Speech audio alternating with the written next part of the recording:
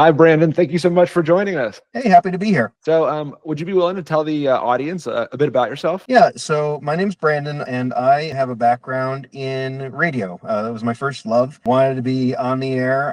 Thought it was the coolest thing in the world, and actually ran alongside that world in sales. And I do DJ on the side. So I have a passion for music, and it's a part of my life, but it is not my full-time job. I'm a technology consultant by day, but I never really hung that creative hat up. I still really enjoy the element of creating and storytelling and entertaining. And so, I discovered your platform, and I really have been having a lot of fun with it. That's awesome. Almost your roots are in audio and radio, and then you have, and your day job is technology, but that all kind of comes together in this cool way. So I guess my first big question, sort of around Jellypod, is before Jellypod, before you had discovered us, what were you trying to accomplish? What were some of your goals, or maybe some of the challenges you were facing? Yeah, so I have two small kids. I have a 7-year-old girl and a 4-year-old boy, and I am always looking for new ways to engage with them. And ever since I discovered the power of AI, I've been using it in all sorts of ways. I've been using image generators to generate coloring pictures for them. I've even authored and self-published a few children's stories using AI. We've even done some games where we've played with voice agents. So I'm always just looking for new and creative ways to have fun with AI and explore the capabilities of AI. And the podcasting is just the next iteration of that. So that's such an awesome thing that you're doing. As a father myself, that's certainly inspiring. Why was Yeah. this project so important to you? Like the big picture, or a specific moment that made this thing important? Yeah, and so I think I can speak to one of the series that I've produced with you, and that's my Curious Sparks series. So, I'm familiar with other content creators like Miss Rachel and Blippi, and they put out some awesome content, but it's generalized to the masses, right? It's designed to be universally interesting to kids, boys, girls, young, older. They've got a preset uh, persona that they're trying to attract that storycraft to. Whereas my kids, they're all over the map. My son likes one set of things, my daughter likes a completely different set of things, and trying to find anything that they agree on and I can engage both of them on is really challenging. And so the idea of creating these hyper-focused audio programming and something that is customized specifically to their needs, having ChatGPT write a bedtime story that involved their names and the things that we did on our vacation. It's always super interesting to me. And the biggest challenge that I've had in that is that my time parenting two kids, working full time, playing and learning about AI, I don't have time to sit there and produce a podcast series. It's just not where I'm at right now in my journey in life. It's not a high enough priority to buy a condenser microphone and audio editing software. Even though I know that world, I don't have time for that world. That's so cool. One thing that stood out to me, and aware of what happened on vacation. You can take something that you're trying to teach them, connect with them with their names and whatnot, but also kind of set it in their present day universe. That's a wild thing that I hadn't even thought about until you just mentioned it. Super cool.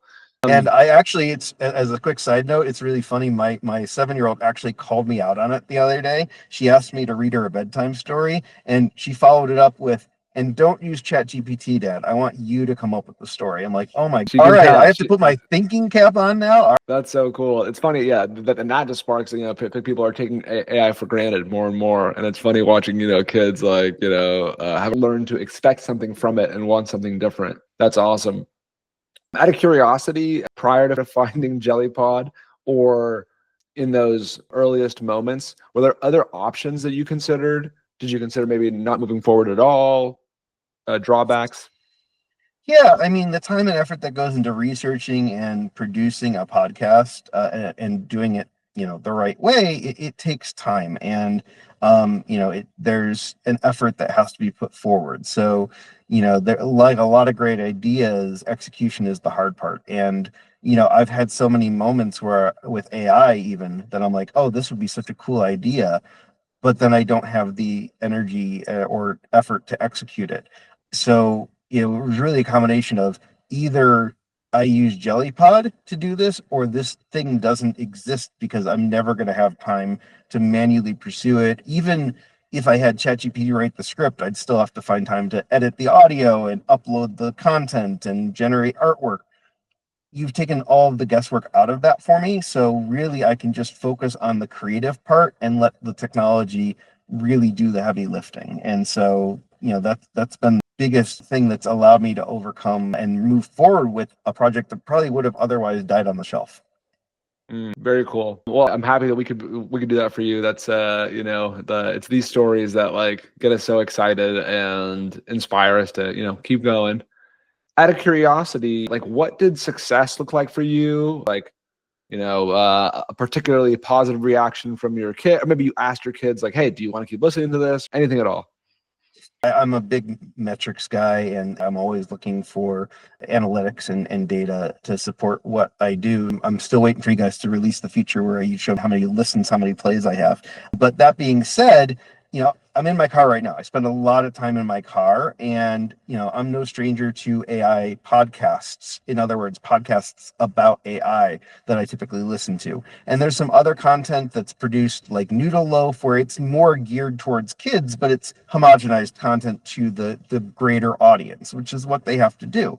So when I came up with the idea for Curious Sparks, which is the podcast that I'm creating now with my kids, it started out as a way to engage with them in a different way on the way home. So we weren't just listening to Taylor Swift, or we weren't just watching YouTube on the tablet on the way home. Finding a way to engage with them in a different way has really been a game changer. And so much so that my son has even started, without prompting, asking for the show to cover other topics because he knows that I make it. And so there's a pride moment there. But also he's saying like, oh, I wonder about clouds. And so that's not necessarily enough to build an entire podcast around when you're doing it yourself. But thanks to the process that Jellypod puts you through in terms of generating the outline, then the script, then the audio, all using AI, I can go from a single prompt, and I cleaned it up a little bit. I said, let's learn about, clouds, weather, the water life cycle. I did frame it a little way that to set the AI up for success. I didn't just say clouds and have it go, but I probably could. But that should be a Jellypod competition, a single word podcast, a podcast from a word. But having that auto generate all of the content in the style of the show that we're already familiar with, and staying loyal to the brand and the series persona that we set up, to be able to have him say on Wednesday at the after school, I want to hear a podcast about clouds. I want to hear a show about clouds. And by Thursday after school, we're listening to it on the way home because I built it in bed while I was doom scrolling. I took a break from that and came over and made a quick jelly pod in 5 minutes. We get in the car next day, and he's like, "Oh, can we listen to the science show?" I'm like, "Yes, we can." "Did you make it about clouds?" "Yes, I did." And then we just go on like that. And the curious mind of a 4-year-old is an endless source of inspiration for new topics. That's awesome. You always hear the cliche of the kids going, "Why, why, why?" Well, now you've got an answer, right? That's awesome. Um, so you've given us bits here and there about your process, but I guess could you say a little bit more about how exactly you make these podcasts in Jellypod? Jellypod again has removed all of the friction from production for me. And there are days where I phone it in, for lack of a better term, where I won't even read the outline, I won't read the script. I'll just say, I want a podcast about this topic, and I click, click, click, and then I have a podcast about that topic. But there are other days where there's topics that are of interest to me that I want to learn more about, or there's a message that I want to craft into it where I will take a little bit more time, where I'll give it a second source from an article that I read about the topic, and I'll add that in so it give it more in-depth content instead of just what it's been pre-trained on. I'll usually go in and add an introduction where I remind folks about what the show is about. And for anybody who may, like my kids know what it's about, but for it's published on Spotify and Pocket Casts. So anybody else who's out there that is, stumbling upon the podcast, I want them to be able to at least understand what we're trying to accomplish with the podcast. And then I will usually go through and read the transcript. And this to me is my favorite part of Jellypod. Because I've played around with Notebook LM and some of the other, generative audio tools that are out there. And the one thing that's all pretty consistent right now is you can't wordsmith. You can't tell them specifically what to say. And the fact that I can go in and say, no, I see you're about to say this. Don't say it that way. Say this instead. Or I know that you always say the name of this particular thing wrong, so I'm going to help you with a pronunciation guide. Little nuances like that take it from good to great. And then having the intro music that I had Suno write, having the artwork that I had Dali generate, and having it all come together in this form that now that we're, I think 12, 13 shows in, being able, now we've got a formula. Now I feel like Max Powers, my AI designed voice, is like my host that is ready to take my instructions, and he's almost learned about my style of listening, in the way that the outlines are crafted, the story arc is crafted. um, it resonates, and I almost forget when I'm listening to it that, like, oh wait, we made this and that person's not real, because he'll go off on tangents and start waxing poetic about when he was a kid. I'm like, you didn't exist 4 weeks ago. What are you talking about when you were a kid? But if you didn't know, the podcast origin, it is all engaging content, and it keeps the listener engaged in a way that is true to form. So yeah, Curious Sparks is the name of the show, and I hope it inspires somebody else to make a podcast. And obviously give it a listen. Every parent will obsess about their kids, doing well in school. How was school? What'd you learn today? Right. But you're sort of taking a very active stance. We can make these things interesting and fun. Yeah, and one other thing I'll say is, for this series in particular, it is augmentative to what they're learning about in school. So I'm looking at the lesson plans that the teachers are sending home in their weekly reports and saying, oh, they talked about dinosaurs this week in school. What if we made a dinosaur podcast? And, suddenly, even without prompting, even without knowing that what I know, it's going to resonate with my kids more because it's relatable to them. Like, wait, I just learned about the Apatosaurus at school, and now there's a podcast about it. I'm engaged in this. And so, inspiration, doesn't take much to be inspired, at least for me. Like, oh, that would be cool if we could create a show about that. The barrier to entry for me was always in the execution. It's like, okay, that's going to take time. I need resources. I need a host. I need podcast production stuff. You've taken all of that friction away and just said, here, just give us the idea, we'll take it from here. In that flow that you just described, maybe if you can go back to the first time you used it, or maybe you discovered this along the way, but were there any unexpected benefits, any like pleasant surprises as you were using it? Yeah, I think the hallucinations about Max Powers history with stuff when he remembers when he was a kid, it makes it relatable to the audience, and so it's really great content. But from a research perspective, it adds nothing, right? Like, you wouldn't, if I'm coming and trying to come up with a show about the water cycle, I'm going to talk about evaporation. I'm not going to talk about when I was a kid and I saw dew forming on the grass, because that's not necessarily something I personally experienced. It's definitely something that Max didn't experience because he didn't exist 4 weeks ago. But the fact that the AI was able to take that static content from a Wikipedia article about the water cycle and spin it not only into a podcast, but spin it into a narrative that's relatable to the target audience, I think is mind blowing. Yeah, that's so cool. Yeah, I just love. I'm loving this conversation because it's helping me think about what we're creating in these new lights. Right, we're so bogged down in the details of getting this product good, and we're focused on features and we're focused on things like that. So to get to the end point of what it's doing, it's so cool. I don't know if you want to talk about AI Mastery podcast that we collaborated. So to give everybody context, Brandon has made a couple podcasts. There's the one we just talked about, Curious Sparks, that is geared towards kids, towards his kids, very specifically in what they're learning on a week-in-week basis. And then as well, Brandon has created a podcast about podcasting, the most meta podcast created on Jellypod to date. And it's about how you take thoughts in your head and how do you action them to actually create a compelling podcast for your own little pocket of the world, for your own two kids in the car, or what have you. In creating that, how was that experience different from creating Curious Sparks?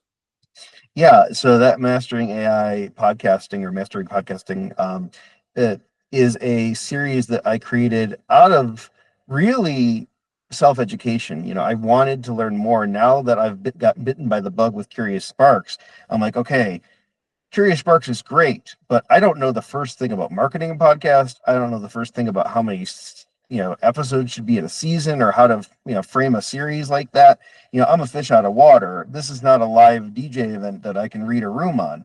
I don't know what I'm doing, and I need to find out. Well, I have a resource available to me in podcasting AI and AI podcasting that I can go and say, let's put together a 10-part mini series about how to make podcasts. And whether you're using AI or you're actually taking the time, energy, and effort to invest in podcasting equipment and doing it the old fashioned way, circa 2008, I think there's value in the structure of the podcast and how to come up with a topic and how to translate that topic to an audience.